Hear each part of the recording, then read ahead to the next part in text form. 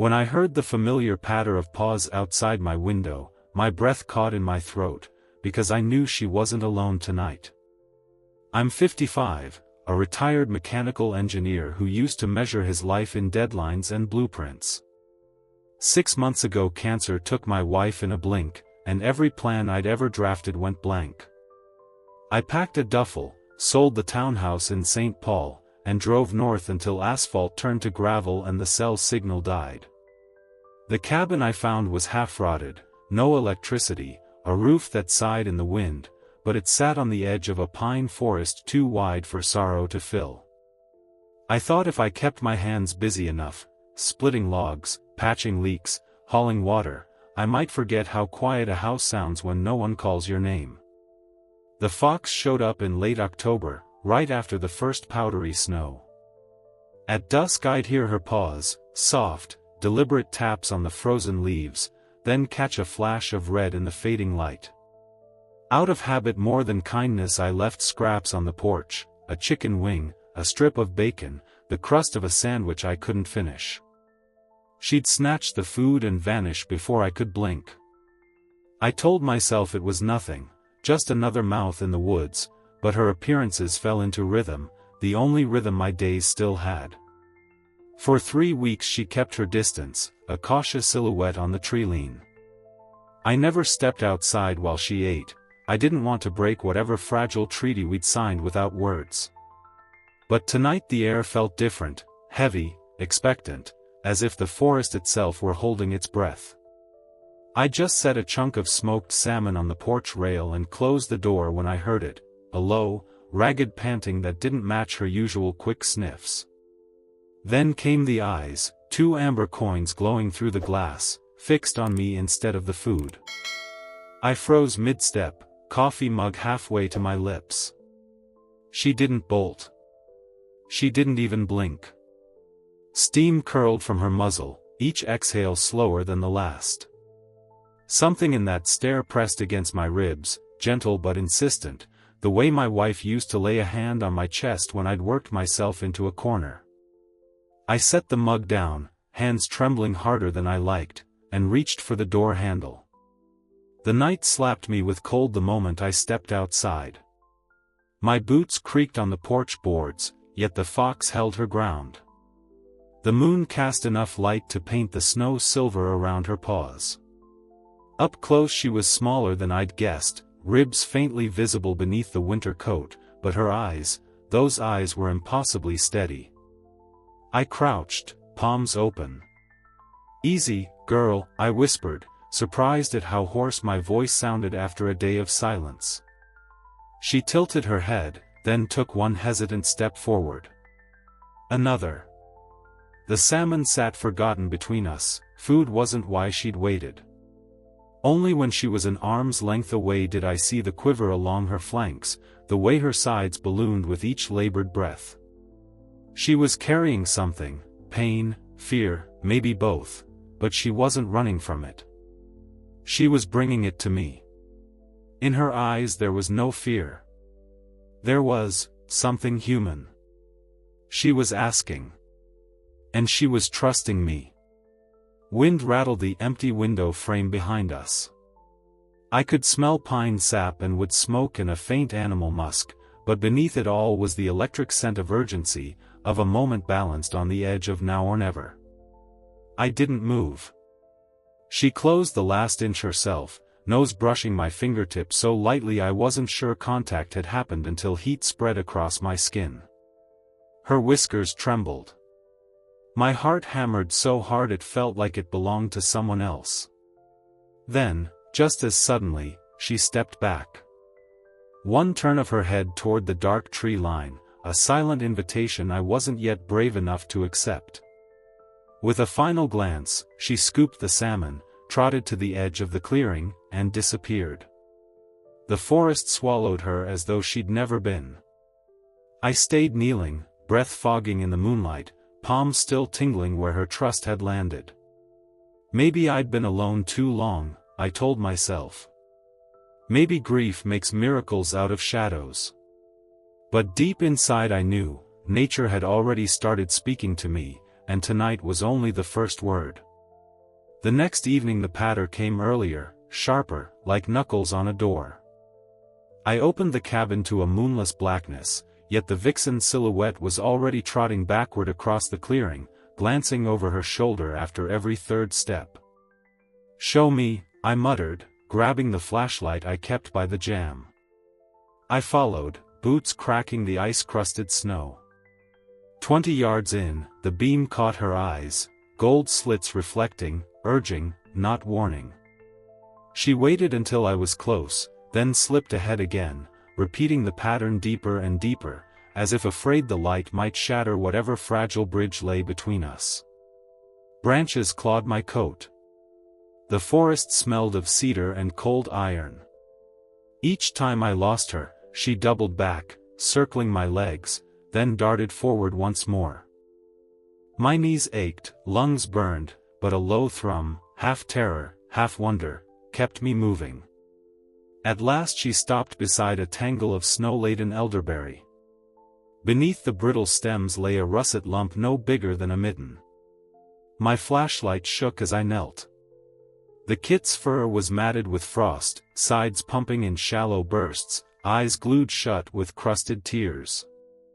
I expected panic when my gloved hand slid under its belly, yet it only whimpered, heat radiating through the leather like a coal too weak to burn. The vixen stood 3 feet away, head low, tail motionless. She made no sound, but her chest heaved in unison with the cubs, as though one set of lungs breathed for them both. Time stretched so thin I heard the blood in my ears. "I can't promise," I whispered. My breath ghosted across the flashlight halo. She blinked once. Nothing else. I peeled off a glove, laid bare fingers on the kit's ribs, feverish and rattling. Logic screamed to leave wild things to wild fates. Grief answered with a louder voice, "Not this time." I tucked the bundle under my coat.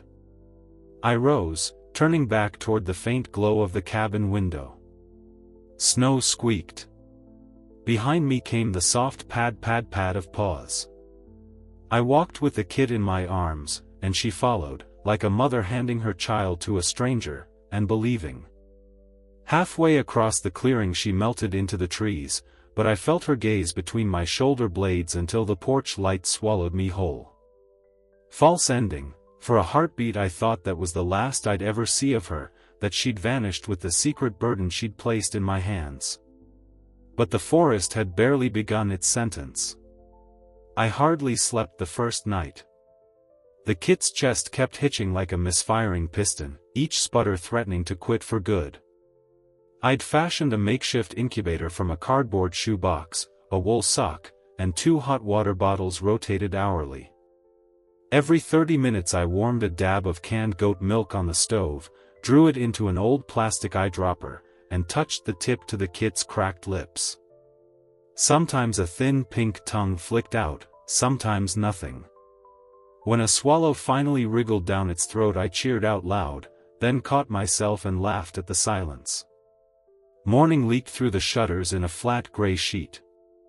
I crouched beside the wood stove, palms spread over the cub and the socked-in heat. Whenever its tiny body shivered, I whispered nonsense, torque values, baseball statistics, passages from Walden I half remembered. Words didn't matter, cadence did. It steadied my hands, steadied its heart. Sometime near noon a tremor ran the length of its spine. For a heartbeat I feared convulsions, but then the kit let out a threadbare yip, hoarse, defiant, alive. I could feel the vibration through my fingertips. It was weaker than a cell phone buzz, yet it rattled the loneliness out of the room. I set the dropper aside and found myself talking to the pine rafters. "Hear that, Jill?" I said to the ring that still hung by the stove. "Little guy's got pipes." I heard my own voice echo off the planks, dry, unpracticed, but warmer than it had sounded in months. The second night was easier. The cub drank a full 2 milliliters at each feeding, barely a thimbleful, but it kept the fever from spiking. I dozed with my chair tipped against the wall, boots crossed on the planks, the box balanced on my lap so my body heat fed the blanket of warm air inside. Each time I drifted off, I dreamed in flickers, headlights on a highway, a hospital room too bright to be real, my wife's hand slipping from mine, dreams that usually left me gasping. But whenever I jolted awake, the kit was still breathing, and the panic fizzled into a shaky relief. By dawn of the second day its ears twitched at every creak of the cabin, and its paws, no bigger than thimbles, paddled at the sock whenever hunger woke it. I caught myself narrating the timetable like a flight controller, feeding in 3, 2, 1, and when the dropper emptied, copy that, kiddo, solid burn. Crazy, maybe, but the tinny bravado kept the fear from seeping back in. Late that afternoon, as snow started sifting from a whitewashed sky, I laid the kid in the crook of my arm and settled on the rocker beside the window. Outside, twilight deepened into blue steel. The forest held its breath. Then a shape unlatched itself from the shadows and trotted into the clearing. The vixen. She didn't approach the porch this time. Instead she sat on her haunches beneath the window, perfectly still, tail wrapped around her toes, muzzle lifted as if testing the air that leaked from the drafty sill. A single flake landed on her ear, she didn't shake it off. Headlights of amber caught the dim cabin glow, and held. I drew the blanket tighter around the kit and leaned closer to the pane. We locked eyes through a crust of frost so thin it looked like old glass. "I'm doing my best," I murmured. My breath fogged the view, then cleared. She didn't blink. Didn't whine. Just waited, a silent witness to the strange alliance she herself had brokered. I sat with him in my arms and saw her, the fox, sit there, silent, waiting. It was more than trust. It was dignity. Minutes stretched. My legs prickled, but I couldn't move. Breaking the moment felt like stepping on sacred ground. The kit stirred, emitting a squeak no louder than a sneaker on linoleum. The vixen's ears snapped forward. For an instant her whole body leaned toward the window, as though the glass might dissolve if she willed it. Then, decision made, she laid her head on her paws and closed her eyes. Snow thickened around her shoulders, tracing furrows down her back, but she remained, a small, red sculpture paying homage to a life that now pulsed between my palms. Dusk collapsed into true night. I rose slowly, legs stiff, and laid the cub back in its box near the stove. When I checked the window again, the porch was empty, only wind-carved drifts hinted she'd been there at all. I told myself it made sense, a wild animal satisfied the cub was safe, returning to her own. I thought she'd come to say goodbye. But that was only the beginning. 3 days after the night she kept vigil, I woke to a hush so complete it felt padded, as if the world had wrapped itself in quilts. Dawn filtered pale gold between the pines. The kit, stronger now, belly round with milk, snoozed in the crockbox beside the stove. I cracked the door to check the thermometer tacked outside and stopped cold. The vixen was on the porch. Not just near it, on it. Front paws planted on the warped plank that marked the threshold, claws hooked into a splintered groove only inches from the jamb. Her breath rose in faint clouds, steady as a pendulum. One step farther and her muzzle would cross into my world. I eased the door wide. Boards groaned. She flinched but didn't retreat. Instead she fixed on the bundle in my arms, brown eyes soft, unblinking. I felt the tremor in her ribcage before I could hear it, a low, thrumming whine so fragile it might have been the hinge of my own heart. I knelt, knees popping, and presented the kit like an offering. Its tiny ears flicked, it peeped once, recognizing the cold. The vixen stretched her neck forward, every vertebra visible beneath the winter coat, and touched her nose to the cub's. The contact was feather-light, a brush of whiskers and the whisper of fur. She breathed in. Breathed out. No panic. Just a measured, almost ceremonial exchange of scent. Instinct screamed to keep hands clear, but grief's louder twin, gratitude, held me still. I felt her breath on my knuckles, warm, even, carrying the musk of leaf mold, winter grass, the untamed hours between dusk and dawn. I felt her breath, warm, steady, and knew she wasn't wild. She was real. The kit chirruped, tiny tongue flicking at her nose. She answered with a chuff, something between a sigh and a lullaby, then stepped back, but only one pace. Her gaze slid from the cub to me, as if comparing heartbeats she couldn't see. I lifted my free hand, palm up. She studied the lines like a fortune teller, then pressed her muzzle into the cup of flesh and held it there, eyes half-lidded.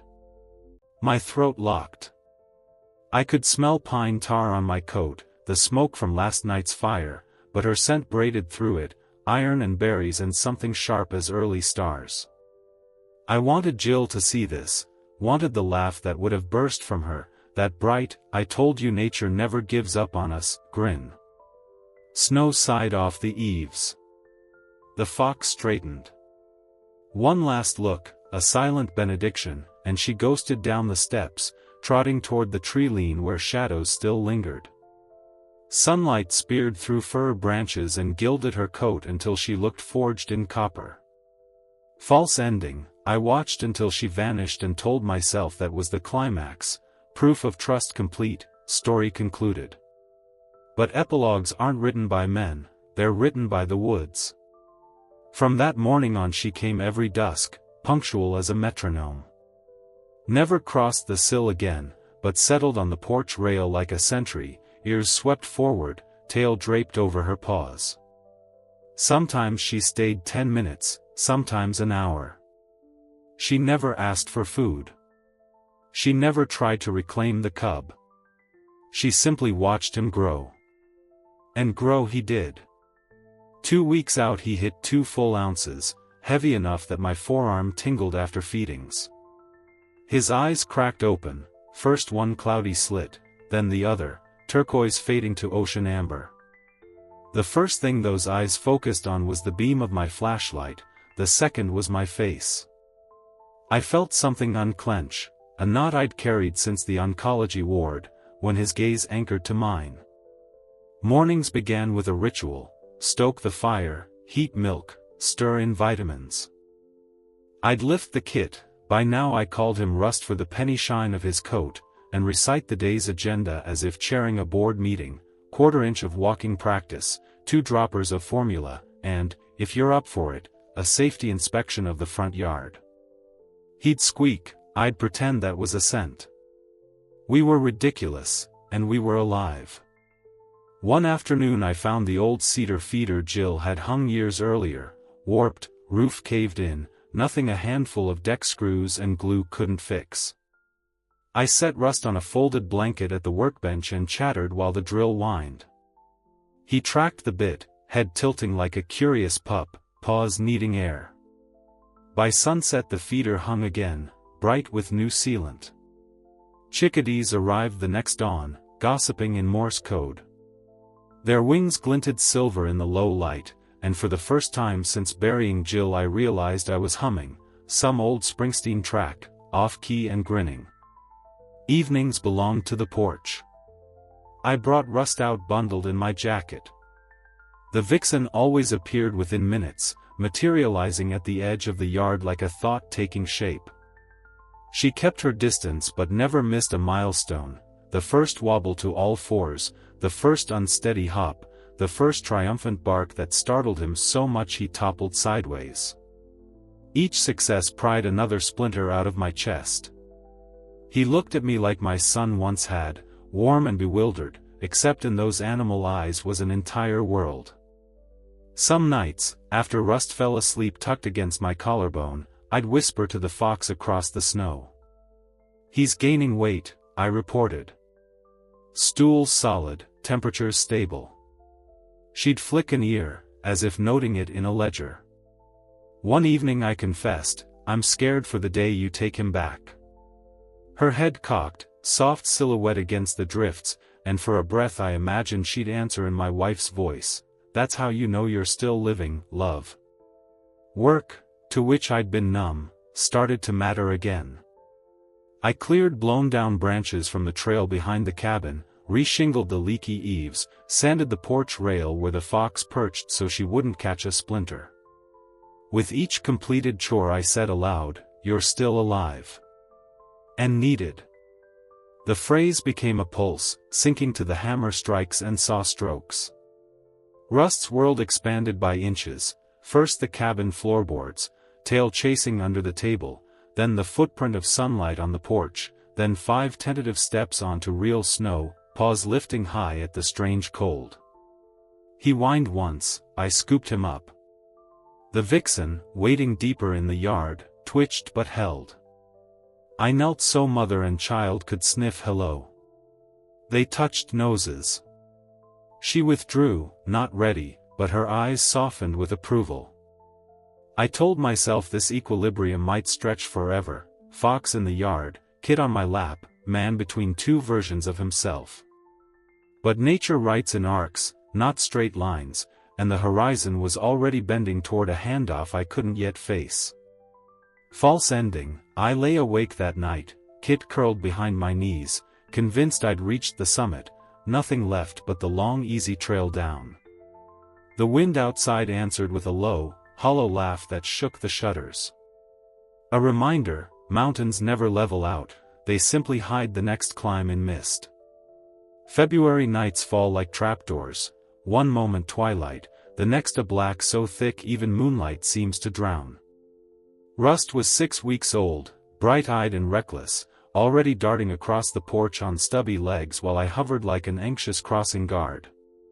I just slipped him an evening feed when a sound knifed through the hush, low, ragged, unmistakably predatory. A growl. My flashlight beam sliced the yard. 10 yards out, a huge fox, scarred muzzle, shoulders broad as a coyote's, paced a tight semicircle, jaws working, amber eyes locked on Rust. The kit froze, every hair standing. Before I could scoop him up, a russet streak rocketed from the tree lean. His mother. She planted herself between the male and the porch, hackles saw-toothed, tail fanned wide. The male lunged, she met him with a roar I felt in my sternum. They whirled, teeth flashing, snow erupting under their paws. Twice he feinted left, seeking an opening. Twice she blocked, snapping so close I saw saliva arc in the flashlight beam. Rust whimpered behind my boot. I inched forward, useless except for the piece of cordwood I'd snatched as a club. The male eyed me, gauging risk, then lunged a 3rd time, straight for the kit. The vixen leapt, body a live fuse, and slammed her shoulder into his chest. They hit the ground in a tangle, her jaws clamped on his ear. He yelped, twisted free, and bolted toward the pines, blood stippling the snow. She didn't pursue. She turned instead, slowly, deliberately, to Rust. 1 step. 2. She nudged him with her nose, checked each paw, then lifted her head to me. I saw her defend not just a child, but her choice, her trust in me. That was worth more than I could ever repay. My throat burned, whether from cold air or held back tears I couldn't tell. I knelt, set the cordwood aside, and stroked Rust's trembling spine. The vixen watched a beat longer, flanks pulsing, then padded to the tree lean where darkness swallowed her flame-bright coat. Inside, I paced until dawn, the scene replaying in cruel detail, the male's teeth, the snow spray, her body shielding the kit like living armor. I'd thought trust was a quiet thing, shared glances on moonlit nights. Now I knew it had claws. False ending. By sunrise I convinced myself the danger was past. She had proven her resolve, chased the threat away. But the forest was only tightening the bowstring for the next shot. Spring seeped into the timber by stealth, first a drip from the eaves, then the green mist of alder buds. Rust traded downy fluff for sleek guard hairs the color of new pennies. He discovered speed, mock-pouncing beetles and pitching sideways in athletic tumbles. Each dusk the vixen arrived, but now she kept farther back, letting him test his legs between us. Some instinct told her, and me, he needed distance to grow. Weeks passed. His visits thinned, nightly became every other evening, then twice a week. The first time he stayed away 3 sunsets in a row I paced like a man awaiting biopsy results. On the 4th, he burst from the ferns, gangly and radiant, a vole dangling from his jaws. He dropped it at my feet, tail whirring, a clumsy, perfect gift. Pride swallowed my worry. I tousled his ears, he nipped my sleeve and dashed off into the gloaming where his mother stood waiting. She didn't look at him. She looked at me, and in that glance I understood, the handoff had begun. One humid morning in May I caught my reflection in the cracked bathroom mirror and had to lean closer. The man staring back wasn't the hunched ghost who'd fled the city. Shoulders squared. Eyes clear. Beard trimmed, mostly. My pulse didn't pound with grief's white noise, it drummed a steadier rhythm, purpose. I laughed, an actual bark of sound that echoed off the tiles. You're still alive. And needed. The mantra had settled into my bones. I patched the cabin porch, replaced the rusted screen door, even planted a row of beans where snowdrifts once piled. Work songs slipped out unbidden, sometimes Johnny Cash, sometimes Jill's favorite Otis Redding tune. I sang to the trees, to the chickadees, to the empty road. And sometimes, on lucky nights, to Rust, who'd appear just long enough to yip back before vanishing after his mother. One twilight he lingered longer, perched on the feeder post while the vixen waited at the yard's edge. He scanned the clearing, then my face, as if committing both to memory. Moonlight silvered his whiskers. I knew without words this was the threshold, child turning wanderer, tether thinning to a single, brittle thread. He bounded away. The vixen followed but paused, casting one last look at the cabin, at me. Not a farewell, something quieter, like a period at the end of a sentence perfectly spoken. Then she slipped into the fern gloom.